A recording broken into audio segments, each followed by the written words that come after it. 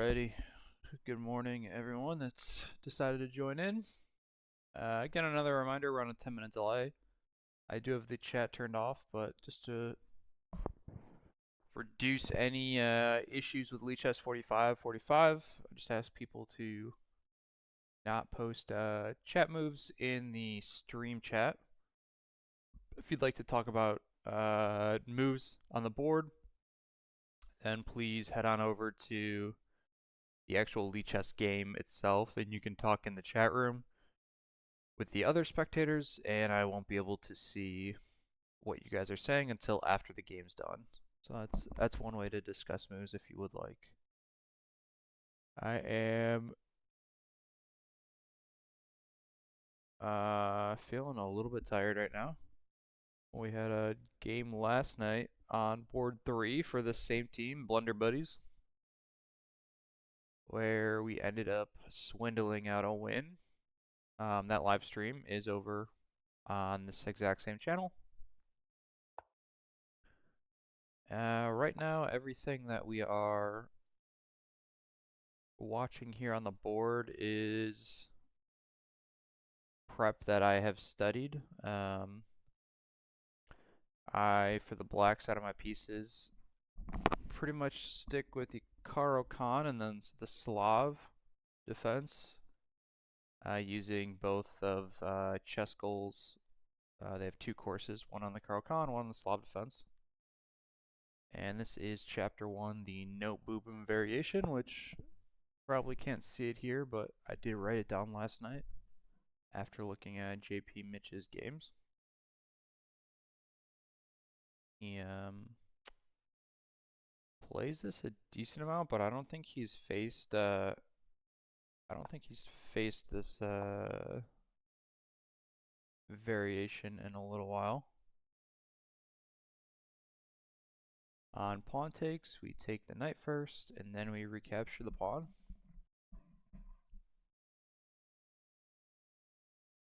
Right now, everything's still being held together completely fine.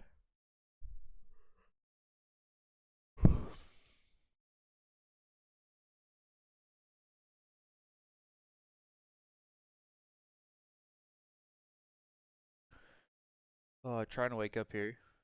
Just got just woke up maybe like 20 minutes ago. Went through the quick chessable course review in the last 10 minutes before the match, and then just got ready for stream. So hopefully you guys can bear with me as I wake up.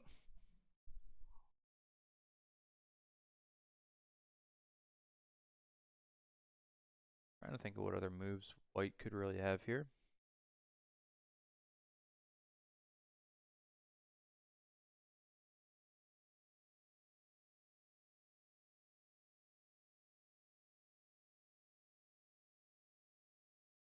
Again, this is called the note boom variation. I can put it up on the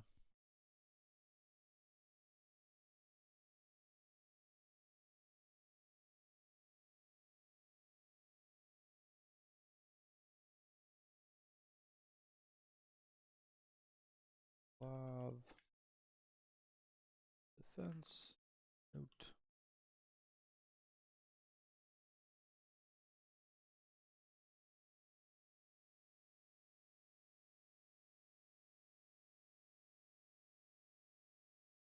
Put that right up there on the screen. Lock it in.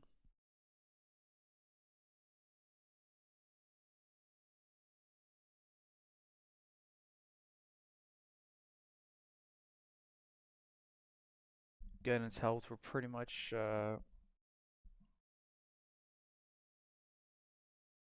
in our opening prep still. And their lines go till maybe like move 13, depending on the line. Like right here.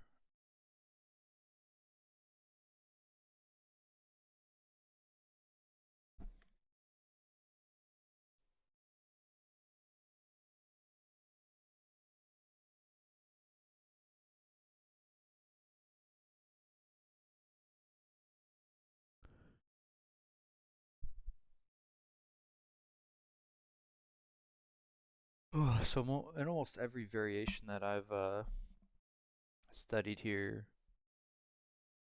white has taken, and then we take the knight. White takes back, and then we take here. They play the move b3, trying to undermine these pawns. Then usually the knight or the bishop comes out after that. Don't think we preemptively.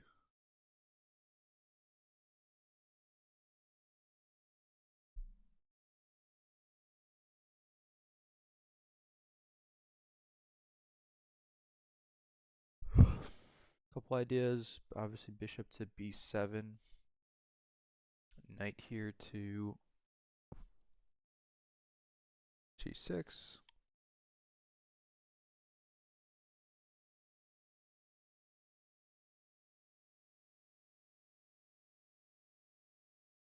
Alright, we'll play bishop to b7.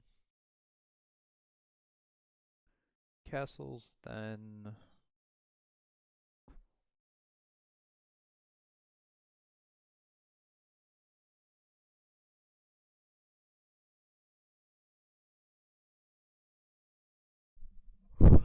we'll see what the game plan is. Alright, white's just refusing to take initiative on the queen side.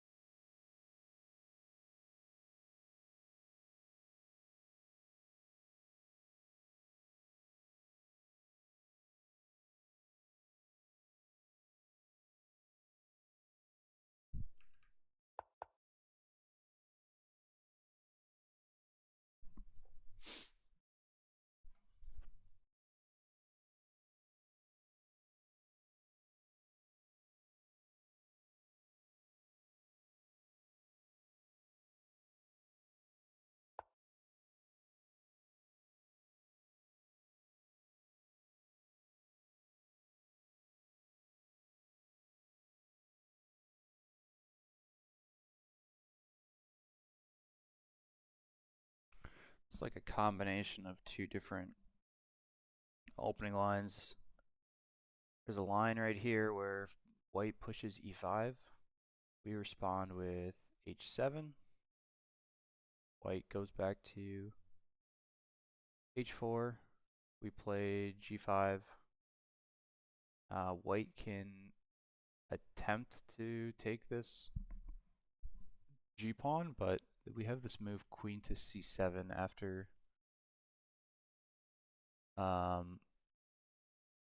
that happens, and white is not able to capture on f6 because we have checkmate ideas on h2. Alright, let's see if the stream went live.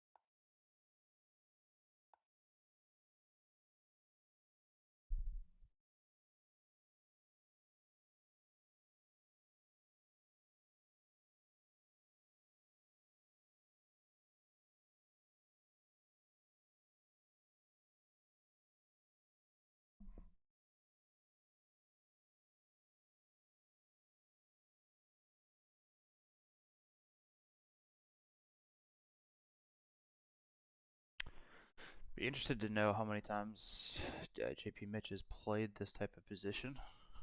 I assume 0 or very few.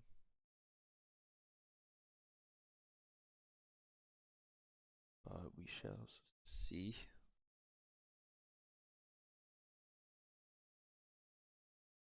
Again, we're still sort of in some sort of theory that relates to some of the courses or the course I've been following.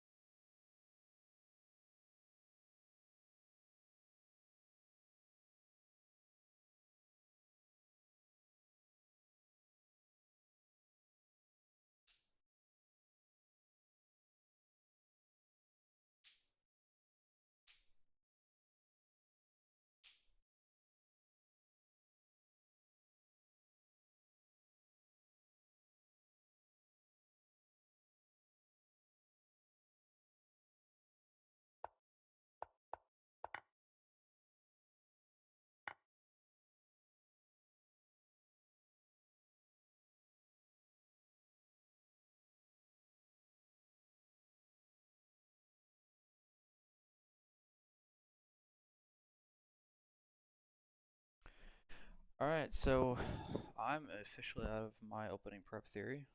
Again, we went down like 2 different lines that kind of smashed together into one.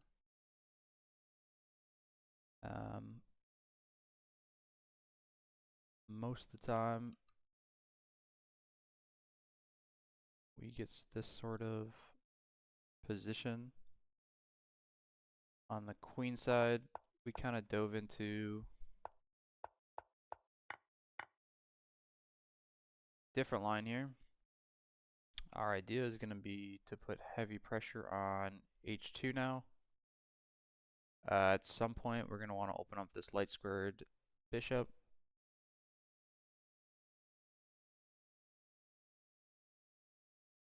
If white takes this pawn, slide the rook over. We'll look to recapture here on g7. Castle queenside, bring our other rook into the game, and we should have a huge attack on white's kingside. And our queenside should still be fairly safe. If white ever takes here, We just take the knight, and these triple pawns should be pretty okay in front of our king.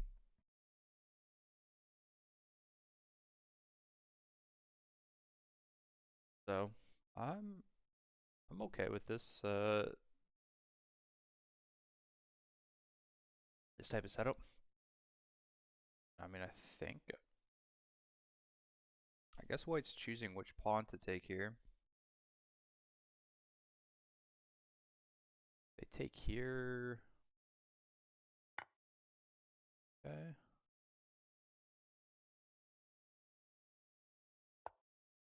Slide over. Takes. We'll take even if they don't take, we'll take the pawn. Again, queen to c7. Castle long. Either stack our rooks on the g file, or once we take here, maybe slide this a rook over to h8. Queen on c7. And then we're looking to open up our light squared bishop's eyes on spot like staring at f3 or g2, especially if white decides to take this pawn on g5. They don't take that pawn on g5. Probably nice after we recapture here, because we're gonna, again, same plan, but now we can use this g4 move to kick the knight when the time is right, or checkmate on h2. A little bit of a scary position in general. Obviously our king in the middle of the board, maybe on the queen side where a lot of pawns are pushed, but I don't see the position opening up too crazy.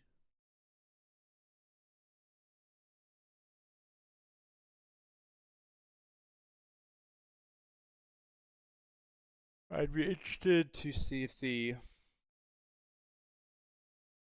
I was just supposed to play h6 here, but again, there's two different lines. There's one where we play h6 right away, and there's one where we play knight to d7. This looked more like the knight to d7 variation, if I remember correctly. So, again, we're pretty much a move or two out of my opening prep theory. I can show the chessable lines after the game for anyone that is.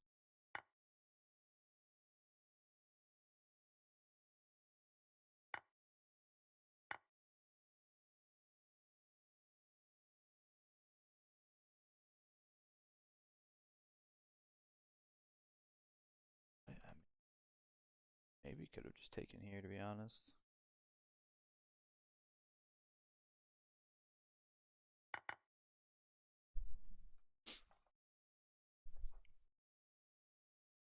Yeah, this is that capture sequence. I think was a little bit quick from him. He might have had takes.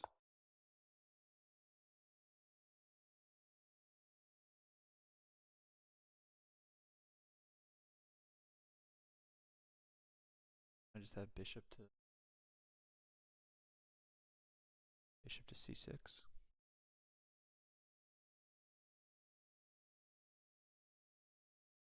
Bishop to c6.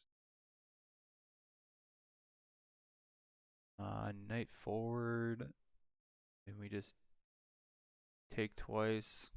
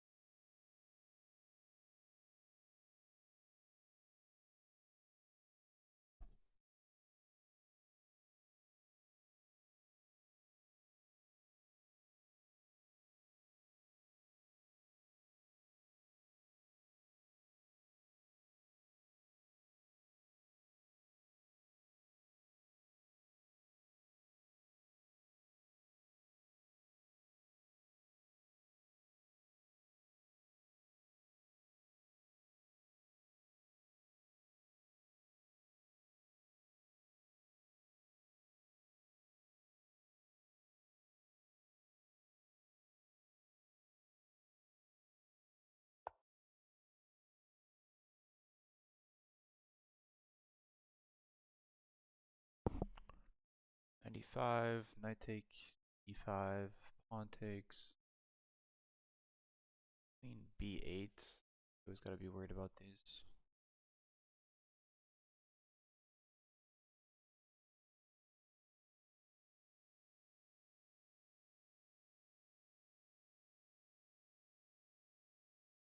Queen 8. If we can just take this pawn.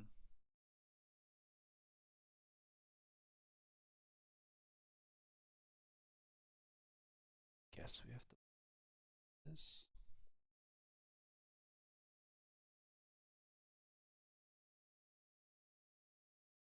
I don't know. I might have like fucked something up here, but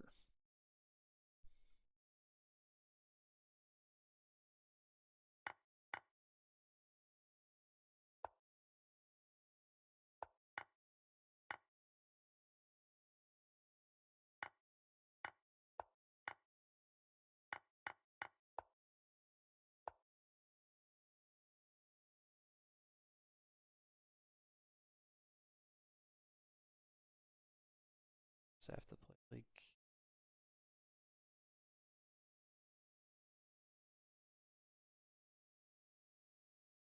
7.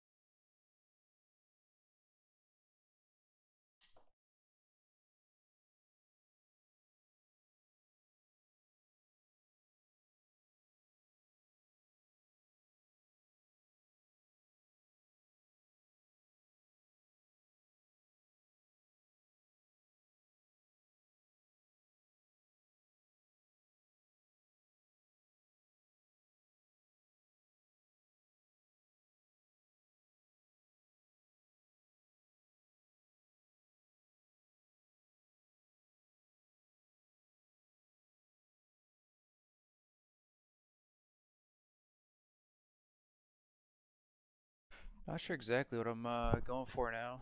We're just going for a draw. or right here.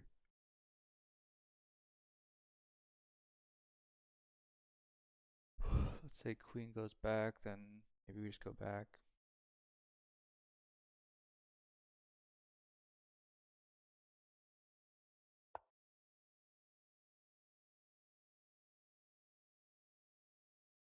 I think this is just a